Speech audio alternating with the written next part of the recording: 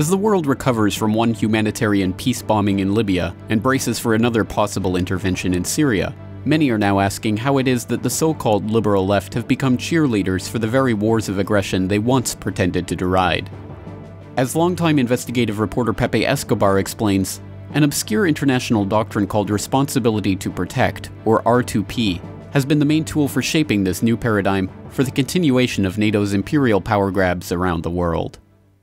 This is the GRTV Feature Interview with your host, James Corbett, and our special guest, Pepe Escobar.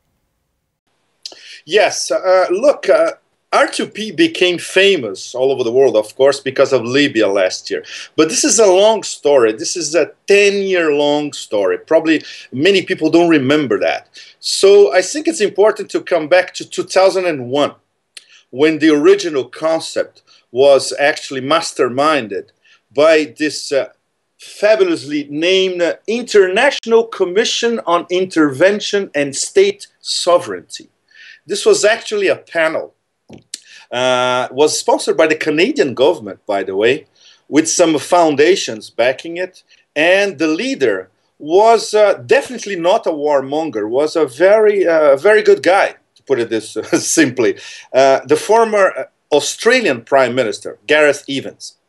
So the idea, the original idea was, I quote them, international community had a moral duty in terms of humanitarian intervention. So the original idea, of course, was altruistic. They were probably thinking about Rwanda. They were probably thinking about the Congo. They were probably even thinking about the Khmer Rouge in the 70s, right? So, but let's see how this evolved in the long run. In 2004, this original idea was already being debated at the UN. And Kofi Annan established a panel to debate it. And the Security Council was very interested in authorizing, I quote them, the Security Council, military intervention only as a last resort. So they kept the original idea of that international commission that we mentioned a while ago. And very, very important, military intervention, like we saw in Libya last year, only as a last resort. Then we get to 2005, very important, when the UN General Assembly, at the time 191 countries, they endorsed a resolution that would support R2P, but there was no vote about it, okay? Very important, always considering that no military intervention was in the cards. And finally, in 2006, the UN Security Council, only the 15, the 5 plus the other non-permanent members, they voted a resolution number 1674. And this resolution was basically the core of R2P, involved in protecting civilians in armed conflict and protecting civilians from, I quote them again, genocide, war crimes, ethnic cleansing, and crimes against humanity. So if we look at this timeline, it looks very altruistic and very humanitarian. But the thing is how major foreign powers were going to use this carte blanche from the UN Security Council. This didn't happen in 2007, 2008, 2009, but it happened in 2010, but it happened in 2011. This didn't happen, for instance, in late 2008, early 2009, when Israel invaded Gaza, bombed Gaza, and killed at least documented 1,400 people, including a lot of women and children. Nobody talked about R2P. But last year, with how can I describe Libya? With that mix of forced intervention, indigenous movement, military coup, you name it, fill in the blanks. They saw an opening. And when I say they, I mean especially 3 of the 5 permanent members of the Security Council, the US, Britain, and France. We have analyzed extensively, including you, James, in your reports, all the hidden reasons and all the different agendas for intervention in Libya. But in the case of applying R2P, there were 3 people who were instrumental in a regiment in the US support, and trying to convince other members that this was the way to go in 2011. I call them the three graces. Hillary Clinton, US Ambassador to the UN Susan Rice, and Special Advisor to President Obama Samantha Power, who was very close to Sergio Vieira de Mello when Sergio was at the UN. Sergio was the special envoy to Iraq when he was killed in Baghdad in 2003.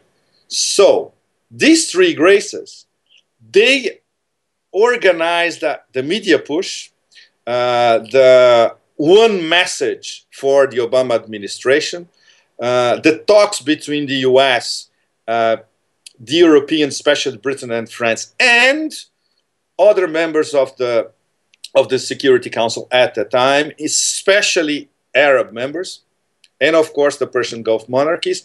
So they sold the world the idea that they would intervene in Libya to prevent a humanitarian massacre that was not documented, and we later discovered was not happening.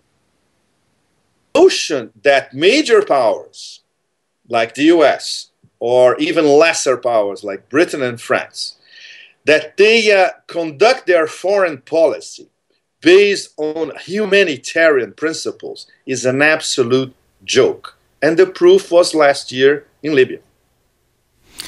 Unfortunately so, and I think you bring out very well the fundamental underlying hypocrisy that this is applied and invoked in situations where it's amenable to the foreign interests of Britain or France or America or Israel or any, fill in the blank, but is obviously not used in situations like in the occupation of Gaza. So I think that's a very blatant hypocrisy that's very evident to a lot of people, but clearly doesn't function at the institutional level. I mean, at what point does that disconnect become so blatant that the vast majority of the people won't go along with this responsibility to protect agenda? Well, the thing is, the way R2P was manipulated to legitimize the invasion, bombing, and fragmentation of Libya, because this is what's happening nowadays. Look at what Libya is post-NATO intervention. It's a totally failed state run by militias. And nobody cares about what's going on in Libya. Proof number one, it disappeared from the news cycle completely. Proof number two, what only matters to the so-called international community, which, as we know, is comprised of US, Britain, France, Tel Aviv, and the Persian Gulf monarchies, and nobody else, maybe Turkey sometimes, or Japan or South Korea. This is the international community. The only thing that mattered for them was the oil, gas, and further on, the water, of course. This is in terms of the three major French water companies. And nobody cares what's going to happen to Libya. Libya is going to be mired in civil war for years and probably decades from now on. But nobody cares. Okay. The thing is, a lot of very important countries at the moment, including the fourth top BRIC. Now it's BRICS with South Africa, but the fourth top BRIC, Brazil, Russia, India, and China, and Germany, they saw how R2P would be instrumentalized to become basically the entry point for an armed intervention, which is condemned by the original idea of R2P itself, as we were talking a while ago, right? So that explains why they abstained from the vote in UN Security Resolution 1973. They got together before the vote. The BRICS were all in favor. South Africa didn't abstain because they got a phone call from Obama. Obama was on the phone with President Zuma for more than an hour and said, look, if you don't vote for us with this, you're going to be in trouble. And Germany as well was aligned with the BRIC in this vote. They knew what would happen later. That's exactly what we all know happened later, right? So it's a major hypocrisy because they knew that this was being instrumentalized at the time by the three Western powers at the UN Security Council. Later they say, look, if you do this with, and at the time, in fact, if you do this with Libya, why don't you do this with Bahrain? Silence, total silence, right? Why don't you do this with in fact, what's going on in eastern Saudi Arabia nowadays, which is never reported, including in Arab media, which is most of it controlled by Saudi Arabia and Qatar, they are killing civilians also in eastern Saudi Arabia, and we don't know about it. We hear about it by some dissident Arab bloggers here and there, but this is a slow motion process. You could compare it with what was happening in Bahrain, and you could compare it with what's happening in many other Arab countries. But the only interference is in a secular Arab republic, which is the case of Libya, and was once again invoked in the case of Syria.